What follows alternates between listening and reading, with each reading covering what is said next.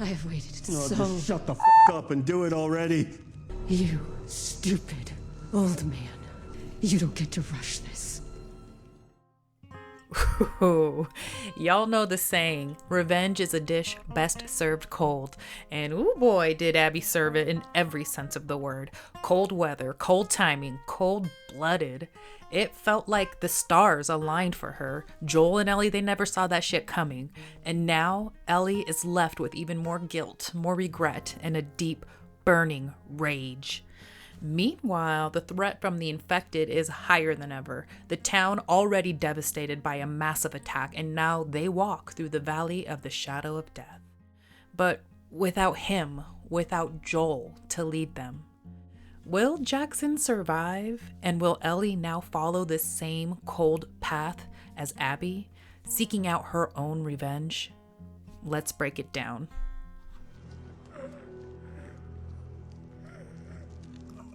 Stories of revenge, they're a tale as old as time.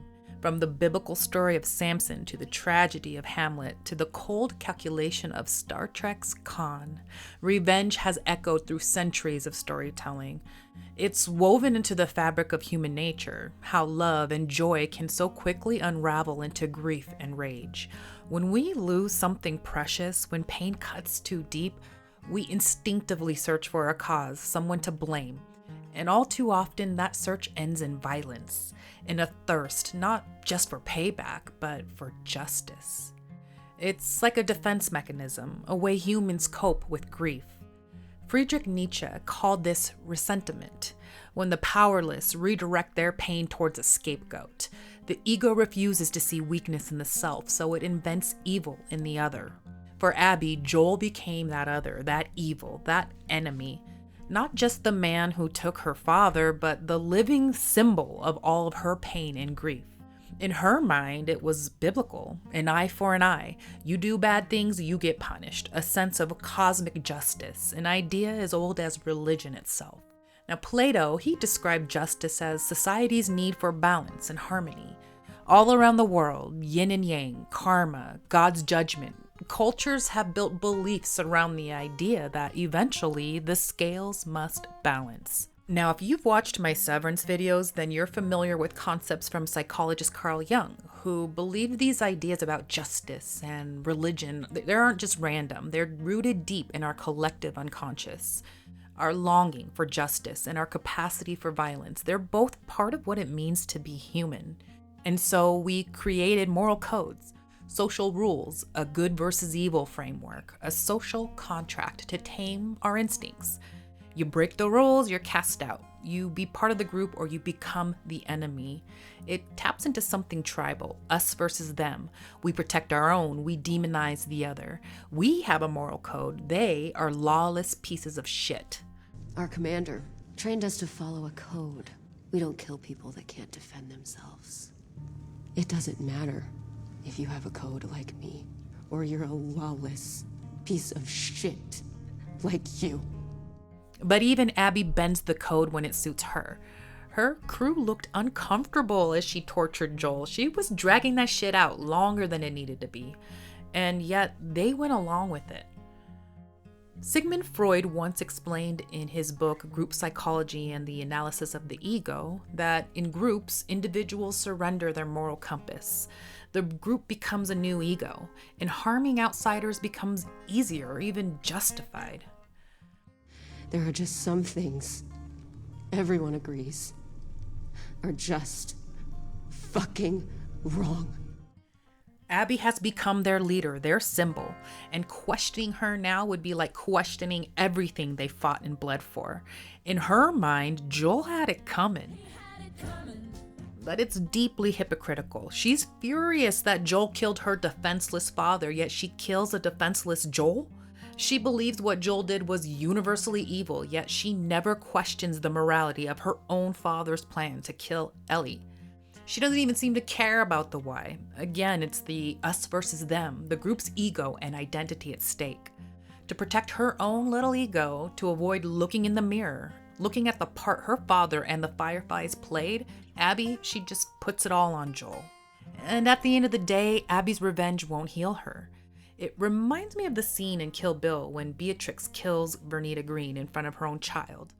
When you grow up, if you still feel raw about it, I'll be waiting. I think Abby probably knows deep down that Ellie will come for her, and maybe she'll even welcome it too. A way for her to pay her penance for her role in all this and finally let go of her ego and her pain. Now, we don't really know much about Abby outside of her pain, the pain of losing her father. It was an interesting parallel to Ellie, opening the episode showing Abby's loss of her father and ending the episode showing Ellie's loss of her father figure, Joel. And maybe it was fate. Maybe it was the universe setting things into balance. The stars kind of aligned for Abby. It almost felt meant to be. I mean, how lucky was it that she ran into Joel while he was out on patrol? I mean, if she had just turned back just a few minutes earlier, and if Tommy had called the patrols home sooner, or if the storm hadn't forced Joel to seek shelter with these strangers. And Joel, he was the one who saved Abby's life from the infected horde. The irony is brutal. It almost feels like karma, like the universe pulled all the strings to bring her justice. And listen, I hate her guts, but objectively, is she really wrong for wanting revenge? If we had been following Abby's story instead of Joel and Ellie's, would we feel differently about what she did? Abby and Ellie are not so different. Same type of loss, same violent heart. You remind me of me. You're a natural leader. You're smart, loyal, violent. Abby kicked off Ellie's revenge arc, and just like her, Ellie's gonna chase it down no matter how long it takes. Ellie felt guilt before all this, but it's even worse now that Joel's gone. The last interaction she had with Joel was horrible, and just like Abby, she too made Joel out to be evil, her scapegoat, the bad guy that she was willing to put her grief and guilt onto. Fucking get out! Get up. Get up. And I just gotta say, this whole scene, it felt like the Red Wedding in Game of Thrones again when Catelyn was crying for Robb. Robb, get up! Get up and walk out! Bella Ramsey, what a phenomenal actress. Her screams, so gut-wrenching to hear. But now we gotta talk about the attack scenes with the infected. They were crazy. I'll admit, I straight up got jump scared when Abby was crushed by the fence. And the attack on the town, that shit was epic. It was giving Game of Thrones Hardhome meets Helm's Deep in Lord of the Rings. Tommy, he was like a mix of Aragorn and Jon Snow, leading from the front, fearless, drawing the big baddie to protect the others. And that face-off with the bloater? My fucking God, I love Tommy. We also got to see more signs of the intelligence evolving from the infected. They were coordinated, rallying behind the bloater to breach the city wall, instead of just mindlessly piling into the same spots. In season 1, we were told that the cordyceps mutated to survive at higher temperatures like in the human body. In real life, cordyceps thrive in warm tropical climates, so cold weather like this should kill them. They're using their own dead like insulation. The infected are hiding beneath a layer of corpses, like a new strategy, a hibernation move, going dormant under the dead, using the insulation to heat up to survive for the winter. They're evolving.